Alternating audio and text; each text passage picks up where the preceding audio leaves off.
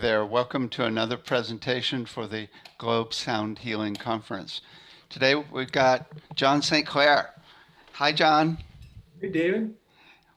What have you? Let me read your bio here.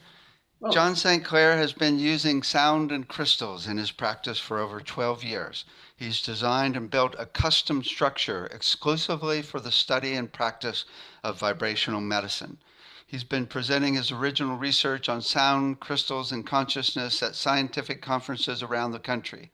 He facilitates extraordinary transformations for private clients and teaches workshops and classes on sound, crystals, and consciousness.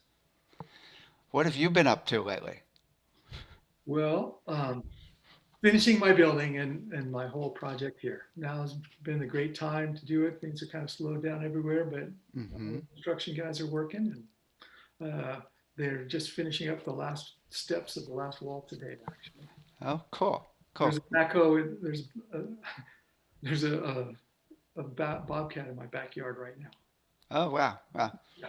So you're down by San Diego, huh? Yeah. Mm-hmm. Yeah. Cool. So are you going to talk about this custom structure for your research? I am. I'm going to talk Oh, about that, what inspired it, the research I've been doing, the results I've been getting, what the implications are.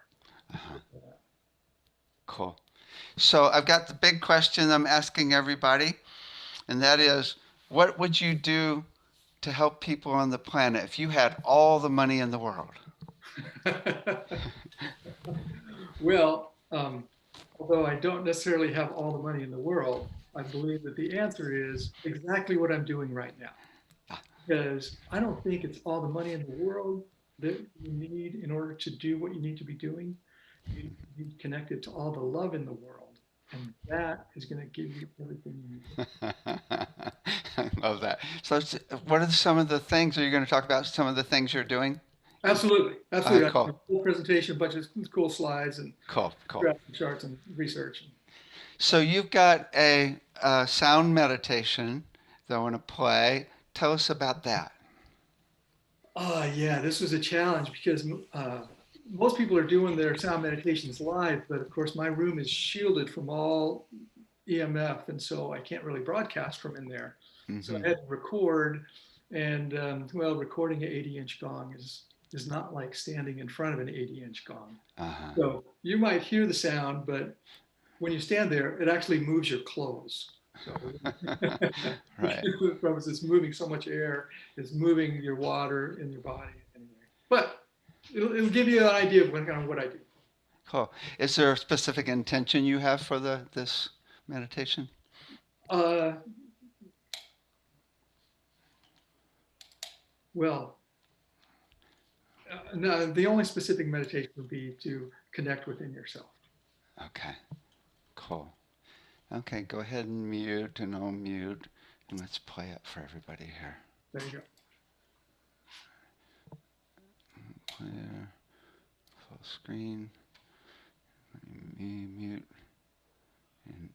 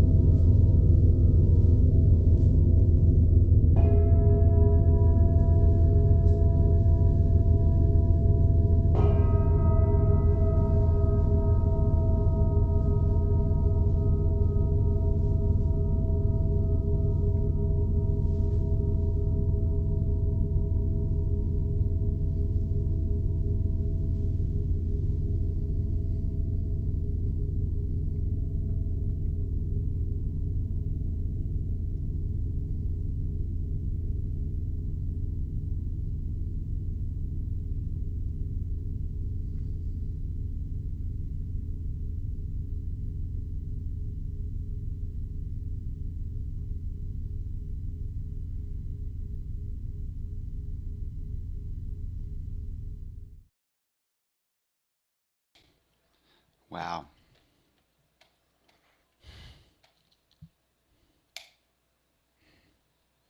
You're muted. Let me yeah, unmute yourself.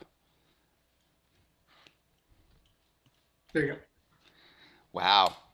I just have to say, I don't really walk like that in real life. I didn't That, even notice. I was so overwhelmed by the sound. that Oh I, my God. Oh my that, God. I tell you, if anybody's listening on computer speakers, play this back with big speakers. Oh my God. Whoa, whoa, whoa. It's powerful. Really powerful. I want to say is 10% of being there. Right. Right. Right. Right. Because Oh when my you're in the God. presence of the vibration, it's a full body experience. 80-inch gongs, right? 84 actually. Wow. Who's Oh counting? my God. So 7 feet. Yeah. Wow. What a room. And it's even Faraday, it's like electromagnetically isolated as well, huh? Right. Right. Wow. We were talking Wow. about all that. Wow. I'm so excited to hear about your presentations. Tell us what your presentation's about. Let's see. I'm going to share my screen. Oh, Mm-hmm. let me see. Do I Make need to sure share you the do screen? the audio. Um, where'd it go? There I am. Mm-hmm. Share my screen. Cool. Oh, back. So Okay. I'm going to talk about sound crystals and consciousness that I've been, interested in, ever since I was born, I guess. Um, Mm-hmm. and I just want to say it feels really good to be presenting here. And I want to touch on things that have resonated in my practice and shown to be effective. And so I have to talk about some fundamental concepts. So I want people to hang in there if you feel like you already know a lot of things, because these fundamental concepts are the things that lead us to cosmic understanding. And so, a wise man once told me that there's two kinds of people, uh, people who know they don't know, and people who think they know and don't. And so, with that in mind, I'd like to share with you my current level of misunderstanding and talk about how we sense properties of vibration and how vibrational information is stored in magnetic tape, how it might similarly be stored in Tibetan bowls, crystals, and in water in our bodies, and what the implications of this is. So everything is a vibration. It's important to understand how this information is stored and the effect it can have on us, because you are an information storage device. Is it time to reboot and defrag your biological cellular memory? Do you have outdated programs that need to be upgraded? Well, I have so many stories. Hopefully this time next year, I'll have at least my first draft of my book completed. But just to share one story of someone who came in to see me, uh, and how the amazing effects that it can have. Um, so he's a 51-year-old man. He had problems with his neck all his life. He tried everything. His condition kept getting worse. The doctors had told him that he's not a candidate for surgery yet, that his condition needs to get worse. And then they'd be happy to help him. And this wasn't really the path he wanted to take. So after his session, he described to me how he had gone back to when he was in the womb, and he had the feeling of the experience of his DNA prior to any epigenetic effects from his environment. All the subsequent traumas from his entire life that had caused these changes that were inhibiting his experience of health and vitality were non-existent at that time. And his body and his unconscious mind fully reconnected to the experience of this knowingness. His entire reality realigned with the fundamental truth of his being at the genetic level. And he said, at that moment, I felt like all the bullshit from my entire life was erased and the real me was restored. Well, 2 days later, he reported back to me that he had slept through the night for the first time in years without the use of any type of pain management herbs or medications. And he said, my range of motion has improved, and I figured it would take a little while for my genetics to reboot, so to say, but I'm quite pleased with the rapid response to this work. And if this was just a one-off, I think that would be pretty awesome. But other clients have to describe this type of experience in practically the exact same terms, almost in fact the exact same words. So I'm very encouraged by this. And how does it work? Well, Niels Bohr, who described the atom originally, said everything we call real is made of things that can't be regarded as real. Albert Einstein, most people don't know, was actually a musician. He said that if he wasn't a physicist, he would have been a musician, that all his theories and discoveries were the result of his musical understanding. So hearing is our first sense to connect to our consciousness. And hearing is the last sense to disconnect from our consciousness. All of our senses function to translate vibration into meaning. And the most commonly held belief is the ear is just differentiated skin. But the other point of view, based upon Dr. Tamado's work, who's a pioneer in audiology, says that actually skin is a differentiated ear. And the sense of feeling is just an extension of the sense of hearing. And hearing is far more sensitive than vision. We can only see 1 octave of light, but we can hear up to 12 octaves of sound. It takes 28 samples per second for our eyes to suspend disbelief, to think that still pictures are actually moving. But it takes 48,000 samples a second for your ears to suspend disbelief and to know that it's not a recording. Here's a good example of that. Count the number of flashes.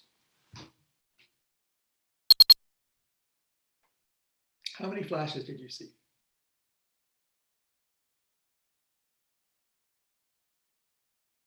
Now, how many flashes did you see when there were no beeps?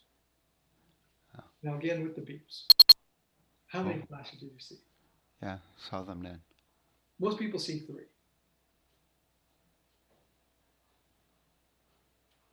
But there's really only 2. But there's 3 beeps. Well,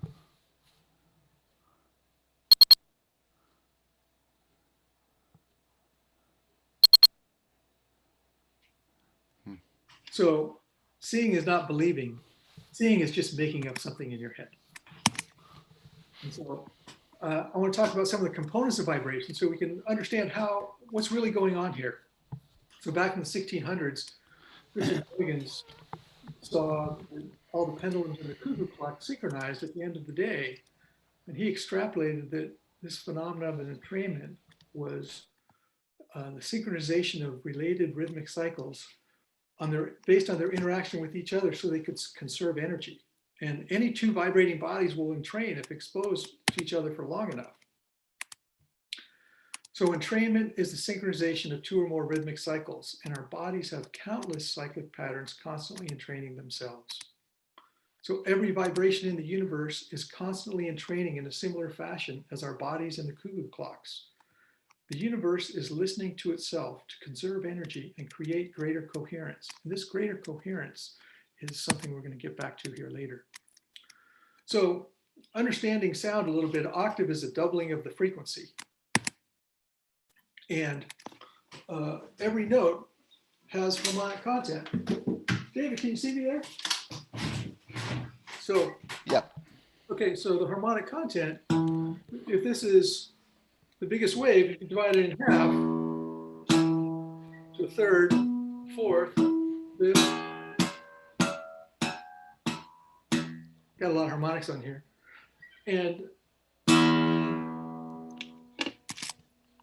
all of these harmonics are produced upon this one fundamental note. This note contains all those harmonics. And the amplitudes of these higher overtones determine the quality of the sound. What makes the trumpet, a violin, a tuba can all play the same instrument, same note, but when they do, you can tell this is a tuba and this is a piano. That's because the ratios of the overtones above the note is what determines that quality. And you can kind of hear that how the overtones reflect the note. What's really interesting to me is how the history of harmonic development in Western music parallels the overtone series, that originally there was just monophonic chant. And then they did octaves.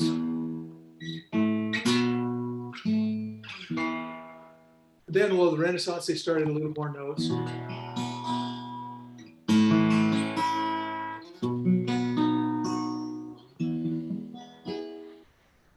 Baroque, they added even more notes.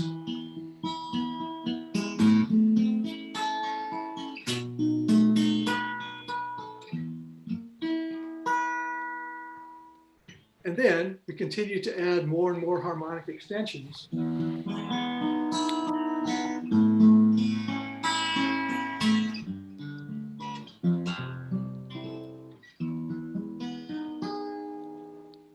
so it's much easier to hear it than to look at a chart. Anyway, all these harmonics just pile up on top of each other, going to infinity. And so I wonder, how will the next era of music connect us to the next harmonic, higher vibrations? And anyone that knows me, of course, knows that I'm going to say it is the gong. And helioseismology, the sun actually rings like a gong. Well, Don Conroe, the grand gong master, said to me, the entire universe is a gong. I was like, yeah, Don, I know you're really into gongs, but I'm not so sure about that. And he said, well, look, the gong contains every frequency, and the universe contains every frequency. Like, okay, well, yeah, maybe. Anyway, Walter Russell was a brilliant guy in the 19th century, or sorry, 20th century, last century. And besides being a musician, he painted portraits of presidents and their families. He was commissioned to sculpt Mark Twain. He was an architect designing skyscrapers in New York. Scientists did all kinds of things. His friend Nikola Tesla said he should lock up his knowledge for 1,000 years until mankind is ready for it. Because one of his many accomplishments was to create a new periodic table of elements based upon the harmonics of light. This is the periodic table of elements that everyone knows, but Walter reorganized it into harmonics. And based upon this, he predicted the discovery of deuterium, tritium, neptunium, and plutonium. And you can see that's just like the harmonic series. So matter itself is a harmonic of light. And even the simplest vibration, hydrogen, has multiple components. These are the harmonics of hydrogen. So a single vibration on its own has little meaning. Meaning is derived from the ratios of the vibrations and their relationship to each other. And all these relationships can be mapped to geometric forms. So the Tao Te Ching says, first there was the one, and from the one came the two, from the two came the 10,000 things. And from these comes all the Platonic solids. And the Platonic solids, there's 5 fundamental Platonic solids, and each of these, the angle of the polygon is the same as the angle of the solid object. There's only 5: earth, air, ether, water, fire. And interestingly enough, ether, which is the dodecahedron, a recent article in Nature magazine showed that from what scientists have been learning from background microwave radiation, et cetera, is that the universe itself may be a dodecahedron. So Robert Moon, who worked on the Manhattan Project, developed a model of atomic nuclei based on the Platonic solids, saying that all the protons of the nucleus of the atoms arrange themselves according to Platonic solids. And of course, they thought he was crazy at the time until current technology allowed us the opportunity to prove that he was actually correct. And so this is all interesting to think about, but William James, the famous American philosopher, said, investigating consciousness by thinking is like trying to investigate the dark by turning up the light really fast. So sacred geometry is the geometry of consciousness, because consciousness comes to know itself through form, and information is the action of bringing something into form. And there's a pattern to this form at every scale, and everything is the phi ratio. And the phi ratio can be derived multiple different ways, but the important thing to know is that it's 1.618, and the inverse is 0.618. It shows up in all kinds of places. It's related to the Fibonacci numbers, and you can see this spiral that most people are familiar with. And this shows up in all matter and energy everywhere. And the relationship of this spiral is beyond what most people start to really think about. And the more you look at it, the more you see it's everywhere, even in the most unexpected places. And all of our body is based on this. And we can look at it in forms of waves like this as we draw those curves. And it's a harmonic series. And all life is a unique harmonic expression of the universe. And so here's our body. I have these phi calipers right here that show how. Now, David, I can't see myself in the screen, so you tell me if I'm off here or not. These phi calipers show how your finger, the first part of your finger is related to the second part.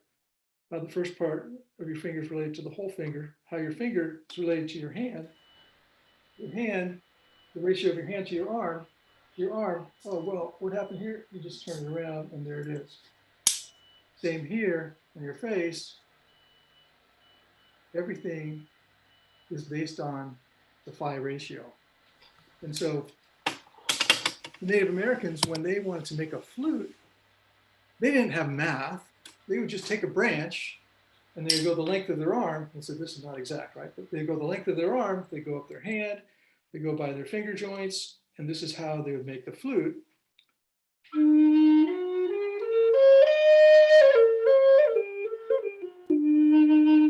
And of course, it's a pentatonic scale, which is 5.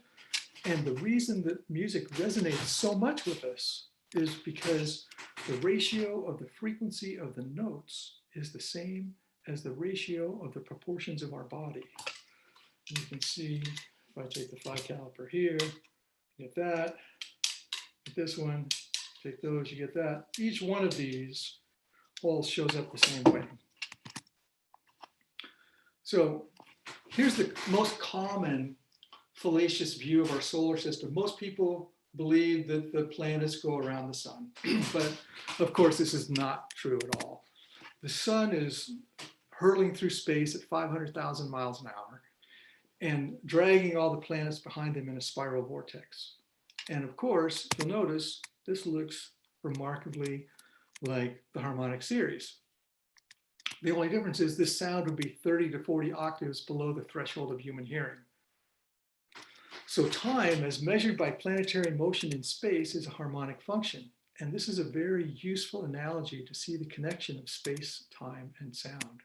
And so Johannes Kepler, who of course calculated the orbits of the planet, says that the parameters determining the orbits are not arbitrary, but they depend upon musical necessity. And so if we look at the spectrum of vibrations here from left to right, from 1 hertz, which is infrasound, to sound, to ultrasound, hypersound, then you get into heat, light, and atomic radiation. You can see light, I've expanded that out, so you can see that there's just 1 octave of light that you can see. You can hear about 10 octaves of sound down there on the lower side. But right now we have 0 all the way on the left, 0 cycles per second, and are just measuring above that. But let's push that whole graph over. So now we have 0 in the center. And on the left hand, instead of cycles per second, we have seconds per cycle. You can see a day is 84,500 cycles per second. That takes Saturn 1 billion cycles per second to go around the sun 1 time. And so time is also a vibration on the spectrum. And this is really useful in helping to understand what's happening here. So to summarize, so far, everything is vibration, from the smallest subatomic particle to the largest galaxy. All our senses are ways for us to process vibrations into meaning. Hearing is the most sensitive of all our senses, and sound is understood by its harmonic content. The harmonic content of light can be scaled down into elemental forms, and these elemental forms are reflected at all scales in nature through the phi ratio. Phi ratio is the basis for music at the most fundamental level. And higher dimensions of reality are projected into our dimension using the phi ratio. Time is a vibration like everything else, and all vibrations in the universe are in training to create greater coherence. We are all harmonics of the fundamental vibration of the cosmos. And how is this vibrational information stored? Well, Marcel Vogel invented magnetic disk storage and liquid crystal displays and many other patents for IBM in his long career there. And towards the end of his life, he developed a way to cut quartz crystals that he claimed were tuned to the water molecule. So I studied with Marcel about 40 years ago, and I've been continuing to work on some of that. And so a lot of people now don't even know what magnetic tape is, but old guys like us do. And I originally learned to edit sound with a razor blade and a splicing block. And the sound is recorded on the tape because the electricity goes through the microphone and it stops and there's a little gap, and the magnetic particles in the tape conduct the electricity across that gap. And when they do, it creates an orientation of those particles, and that's how the sound is recorded. You play back the tape and hear it. And so this is a tape demagnetizer. It re-randomizes all the sound. Well, I use a lot of Tibetan bowls, and I've been doing this for a long time, where I would erase all the bowls because the sound changed. So I did a little study with after 40 sessions of these two bowls. They were erased with that eraser, and a spectral analysis was made before and after. And so this is the large bowl before and after. And it's frequency from left to right and amplitude from bottom to top. And so, well, first of all, if there's such a thing as a more beautiful curve, the one on the bottom after it's erased certainly looks more beautiful. But what is it really saying? It's showing that a lot of the higher harmonics are absent after using the bowl for that many sessions, and information is being stored in the lower frequencies. So, well, that's pretty interesting. Now, the smaller bowl, same thing. You can see the last spike on the bottom isn't there after 40 sessions, and that the lower harmonics are greater than they are after it's erased. What this sounds like is, a friend of mine who's very astute Tibetan bowls describes the sound better than anyone I've ever met. He described that after they're erased, the sound is more open. It just sounds more open and complete. So if you look online, you can see there's 20 or so different ways of storing information or clearing information from quartz crystals. But there's exactly zero evidence for any of that. And I'm just not a zero evidence kind of guy. So I did a study using a gas discharge visualization device to measure before and after information was stored in the crystals. And then I erased them using a variety of different methods to see what worked. So basically it passes a voltage through the crystal, and we make a 10-second movie of that. The movie is not that much to watch, but was analyzed by specialized software to measure the area, the intensity, and the entropy of the light. And this information was graphed and is highly statistically significant. Now on the top, you can see this is before any information was stored in the crystal, and then after is the one underneath. The bottom graph is the same thing, it just shows it in a bar graph form. And if you're a statistician caring about p-values, it's p-value 0.009, which is that this is a higher probability of being true than the Higgs boson. So just saying. Anyway, if you're interested in a copy of how to do that, just let me know. I'll be happy to send that to you. So here's how I know my protocol works, is because I forgot to do one of the steps in the protocol to store information in the crystal when I did this.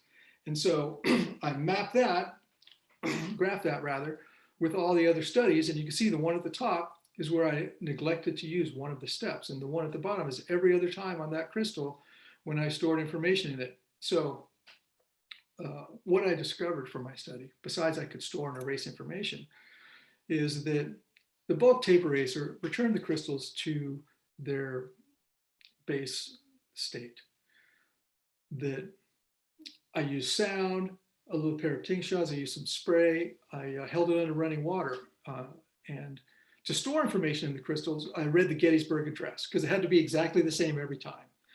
And so what I discovered was everything did have some effect in erasing some information from the crystal. I had thousands of pages of data. Everything had some effect, but only holding it under running water restored it to its baseline. Now, what I can tell you for sure is, I don't know, if you have your grandmother's wedding ring and she was in an abusive relationship for 50 years, I don't know that holding it under running water is going to erase the information in that ring, but I can tell you that it will erase the Gettysburg Address.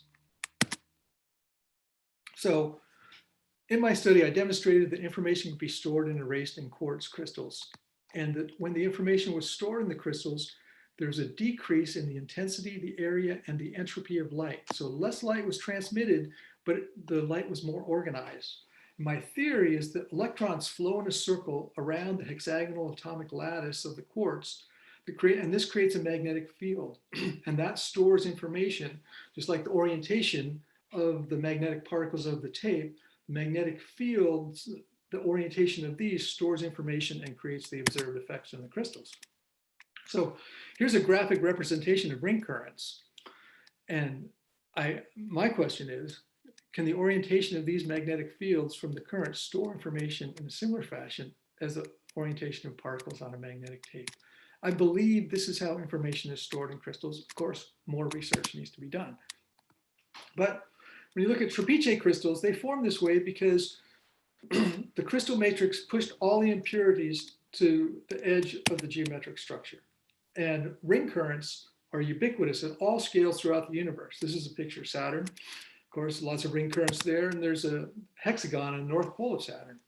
So ring currents exist at the atomic and molecular level, as well as planetary, stellar, and galactic level in the cosmos. And of course, quartz crystals are structured in hexagonal rings, and the water in every living cell is structured into hexagonal rings. And here's a beautiful example of that water structure being reflected in this ice crystal. So Luc Montagnier, he won the Nobel Prize for discovering the AIDS virus. And later, he studied the properties of structured water in relationship to DNA. So he took a DNA sample, diluted it 10 to 1, spun it in a little vortex for 15 seconds, diluted it each time between it was spun, and after many dilutions, not even one molecule of the original sample is present. However, you could measure an electromagnetic signal in this water. So that signal was transmitted from his laboratory in Paris to an Italian university. There, they played that signal into ordinary water for an hour. Now, when they did this, Luc refers to this signal as music. They did it in this shielded container, so it's protected from all other frequencies while it's listening to this music. Then they took the water, put some nucleotides in it, put polymerase, which is an enzyme that replicates DNA, and the enzyme receives information from the vibrations that were played into the water and reconstructs new DNA. And when that new DNA is compared to the original, it's over 98% accurate. And so what we can conclude is that the information that's stored in the structured water of our cells informs our DNA. And now I'm sure many people are familiar with Dr. Emoto's work of putting thoughts and emotions into water and freezing it to see the forms of the crystals. And the human body, 65% water by volume, but by number of molecules, the human body is 99% water. And so our thoughts and feelings affect the information in the water of our cells.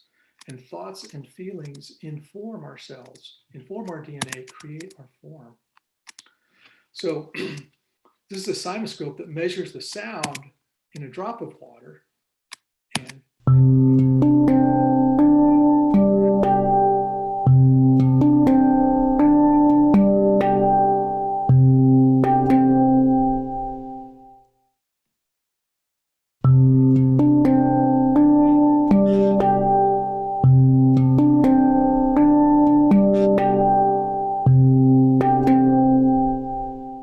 now, can you imagine what it would feel like like if 99% of the molecules in your body were doing that? So here's one of the very first simoscope images of a vowel sound. And it makes me wonder, is this the sound of Saturn? We just can't hear it, it's so low. So in organic chemistry, the magnetic field of the rings and the aromatic compounds is what propels the molecules across the room. It's why we can smell them. And it appears that the information stored in the magnetic fields of the hexagonally structured water molecules of our cells can inform our DNA. And so I wondered, are people predisposed to be unhappy or unhealthy, or is there a pattern of information stored in the water of their cells, which when deleted will allow them to feel peace and to know their life purpose? So with that in mind, I set out to build a structure designed specifically for vibrational medicine. This is a big job. And I forgot to put in the finished pictures here. I just took some pictures this morning. So the entire building is soundproof. It has an airtight membrane. It's shielded from all internal and external EMFs. Okay, in order for structured water to absorb and store the new vibrations of information, it needs to be shielded from these external sources. On the water memory theory. So we put the water inside the solenoid and all of it inside this mu metal cylinder in order to avoid interference with other radiations which might be in this room. And then we play the signal. And so my room is totally shielded. I used a variety of devices to measure the fields inside the room just to make sure. Okay, Bill's here with this RF meter, and here inside it's at 0.02 volts per meter. And he's going to walk outside and we'll see what the difference is.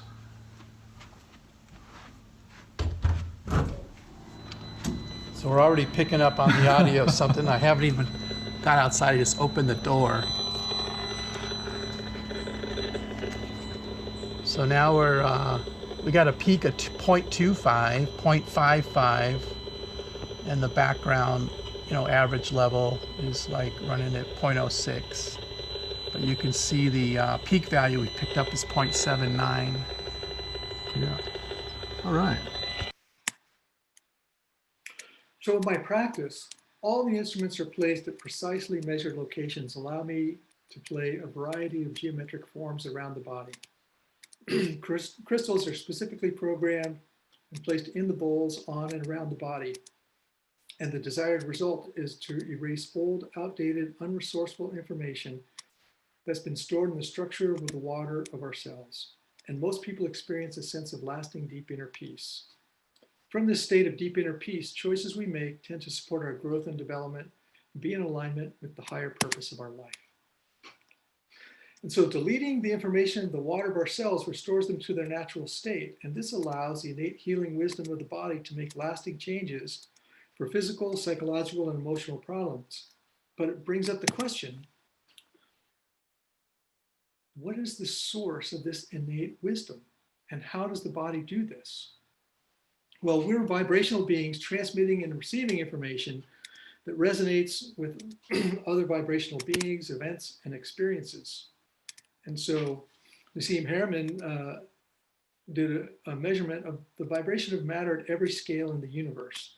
Well, the chart, with this, when we graph it out, it gets a scaling law that shows from the left-hand side is the Big Bang, then is the atomic scale, then is the solar scale, then a couple galaxies, and then the scale of the universe. The interesting thing about this is all the 5 relationships here, that the atomic level is exactly at the phi ratio. So all form and matter is coming in at the phi ratio for the scale of the universe. So everything is connected by space, in space, through harmonic relationships. And this is analogous to the musical notes of a cosmic symphony, where the verse is the song and uni, it means one. So the universe is one boundless celestial song.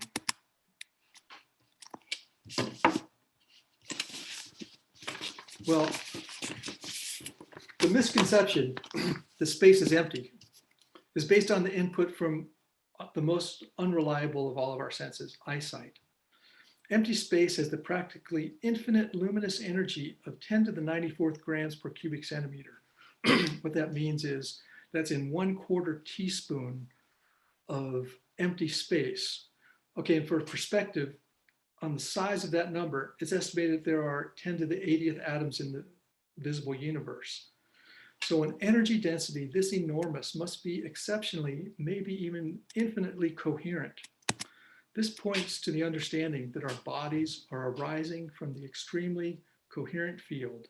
Living organisms are uniquely geometrically designed at the molecular level as biocrystalline transducers, tapping into this zero-point energy field. A transducer changes energy from one form to another, and so transductive biocoupling at the quantum level may be the source of the life force energy. And matter is an effervescence in the sea of infinitely coherent luminous energy. Now, if you want to make a phone call back in the 40s, it was kind of complicated. It took a big antenna. But antennas have changed, and as they changed and got smaller, they allow for greater information to be exchanged. So this is an example of a hexagonal fractal antenna. Oh, and here's a schematic of the structured water that makes up 99% of the molecules of our body. And it makes me ask, is structured water a fractal antenna to cosmic consciousness? Is our connection to all the information in the universe experienced as the resonance of 99% of the molecules that form our body?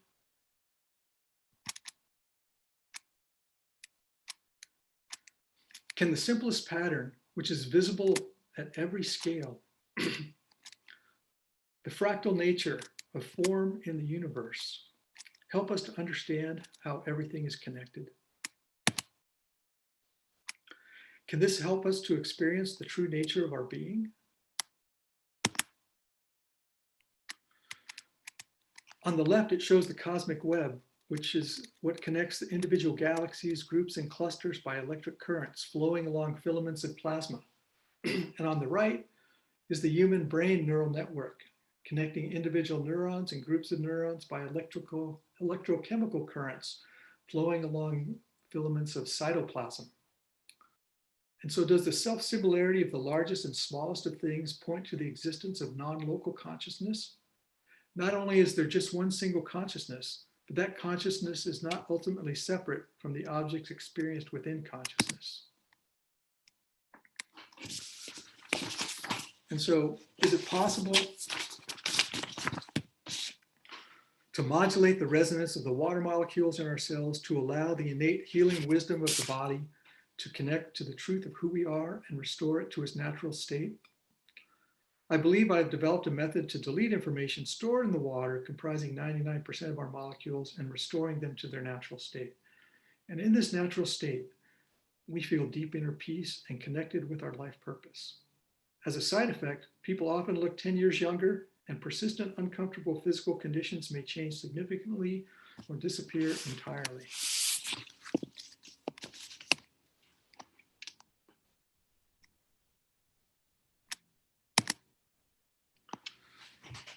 If you're ever in the San Diego area, please come in and have an experience. So there you go. I do have a workshop coming up at the end of January, and I'll just leave that screen up, and then Dave, if you and I, we can talk any questions you have, anything you want to talk about. Cool. So tell me more about how you do the clearing. I mean, so you're using crystals and instruments, and they've already been, I assume you've cleared them beforehand so that they're clean, right? Yeah. Right? And that's kind of the one key to it, is have them be clean. You've got them in sacred geometry, layout, and various, but how do you choose the layout of them? Everything is a hexagon. Oh, okay. Everything's kind of a hexagon. All of the Platonic solids project into a hexagon in 2 dimensions. Okay, with the exception of the tetrahedron, but if you have the Merkaba, which is both polarities of the tetrahedron, it gives you the 6 points of the hexagon. So the hexagon, I think, is the shape that connects the dimensions together. And so from the hexagon, all other sacred geometric shapes can be produced. So then you're not using a demagnetizer, though, are you? So I use the demagnetizer afterwards. So part Oh, of, you do use it. oh, I do use it, but not on the person. Uh-huh.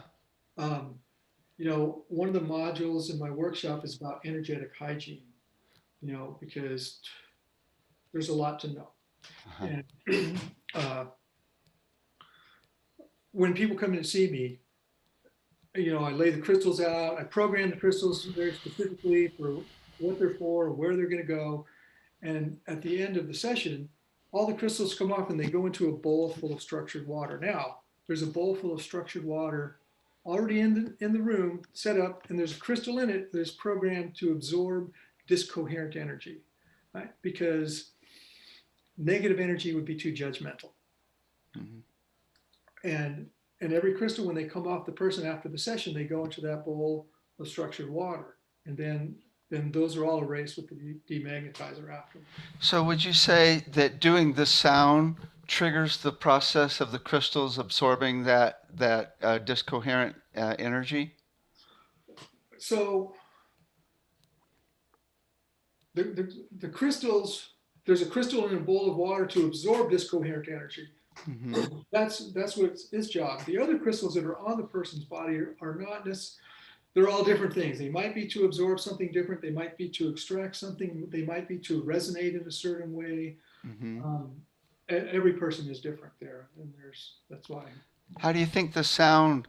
Then you do sound at the same time, right? The sound at the same time. So the sound is activating the crystals. Mm-hmm. Have the program in them, which is in your field, which is shielded, so you're really feeling yourself more than you've ever felt yourself before.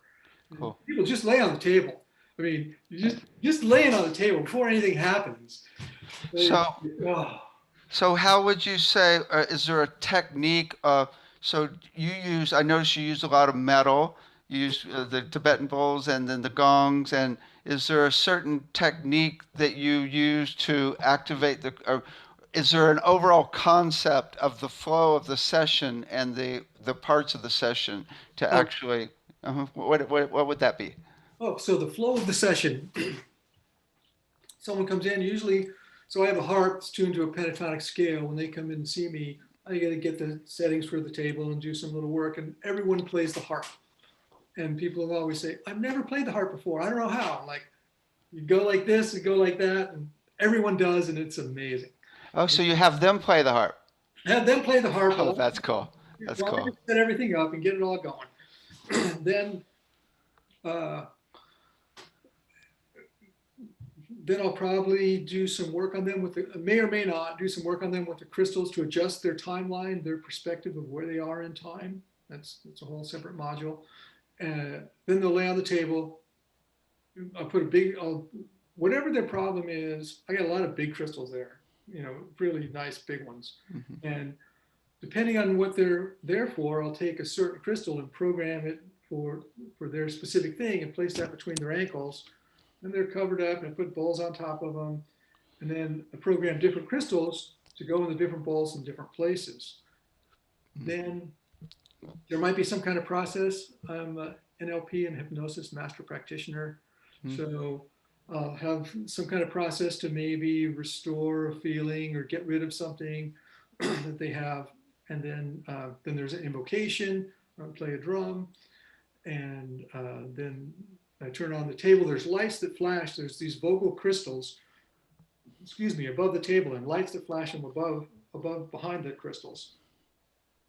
And there's, when I got the table, there's maybe 500 different settings, and I've kind of modified it, upgraded over the years. Now it has 54,000 different possible settings. And they flash at different speeds and different rates and different intensities, and that creates this field around the person. And there's a lot of research about lights and flashing and genetic changes, and beyond the scope of our conversation here today. But Especially going through crystals, right? Yeah, yeah. and then I play.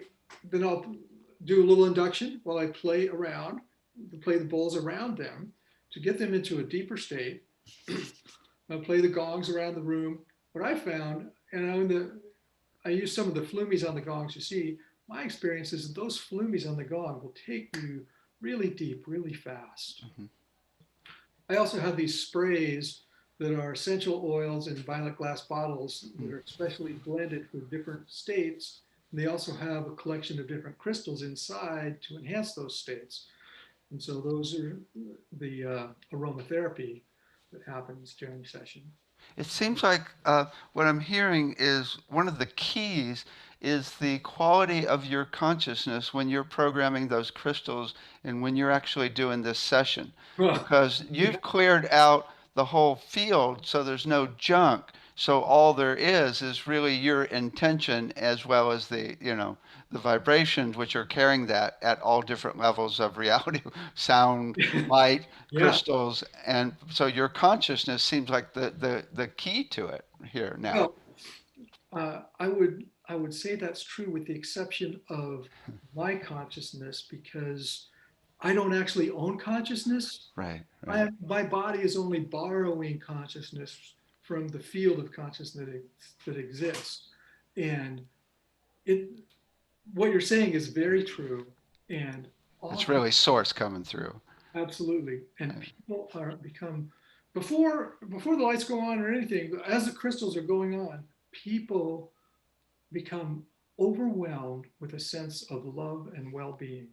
Nice. I can't tell you how many people I've seen that I've known for an hour, and they're like, "I love you so much. I love you too." You know, it's not even me loving them. It's not even Right, right. So, right. You because prob in consciousness-based medicine, it's understood that love is the strongest medicine, is the most powerful, and if it's not having the desired effect, increase the dosage. I love it. You probably got some higher beings that are helping you there too, but Yeah, yeah. if you start talking about them, then science is out the out. Well, you can't make everybody happy, but I did have somebody here, and, he's a big Washington kind of guy, DC, and he's like, "So who's that black woman on the talking to you?" And I'm like, it was just you and me here. He goes, "No, really, there was this black woman," and I'm like, "Yeah, that she was helping, but sorry, there's spirit guides. If you want to talk about that, that's a whole great conversation, great conversation Wow. that we could have." Wow, it's really good. I have one last question, and that is, when you're programming those crystals, what are you doing I assume it's not the Gettysburg Address. No, no, no, Right. no, not exactly.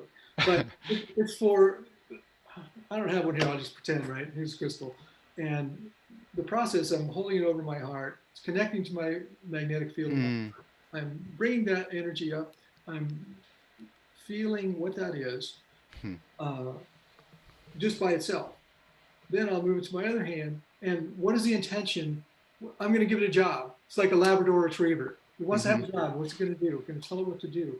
Whether it's going to be to remove their fear around their connection to their past or whatever kind of people have stuff. And then I'm holding here. I put that intention in. First, I feel the crystal in my heart. I add my intention to it, bring it back down my hand, and then exhale very forcefully through my nose and move my hand like this through the magnetic field of my heart, and that seems to do it. Cool. Yeah, and So, I'll send those instructions to anybody that you want. do you do intake with them to see what they're? Yeah, you fill out a questionnaire before you. Cool. For, Cool. an hour before we even go into that room. Wow. Wow, it's very cool. It's really just raising the level of using intention to a whole nother level. So now you've got it embedded in all of the tools that you're actually using. Well, So, the experiences that people have yeah. are phenomenal.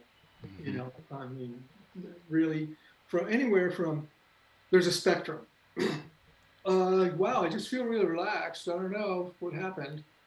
Uh, wow, it's like I was asleep, but I was awake at the same time. Well, that was kind of weird. Or I was out in space. The fact of space and consciousness, I think are related because this, by far, is the very most common experience reported. I was Uh-huh. out in space. I was out in space fighting a monster. I cut the monster in half with the sword. All the energy of the monster rushed towards me, and I grew these golden wings on my back, and I flew through the universe and all these other experiences.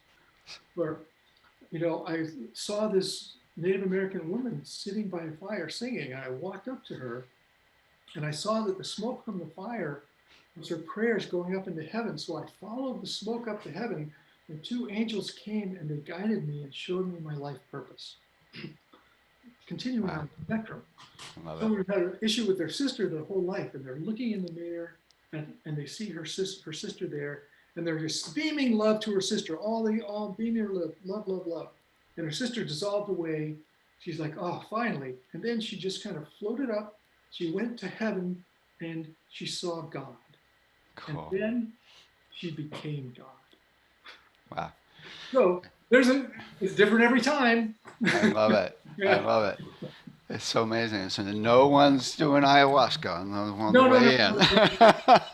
no. Actually, the last paper I wrote did talk about, how psychedelic experiences work and stuff, and that although none of that is used Right. in my practice, um, it's a very similar experience for some people. Only it's endogenous. You have it in Huh? you already, and your body, your unconscious mind, your higher self are now able to integrate and control that in a way to restore your health and vitality.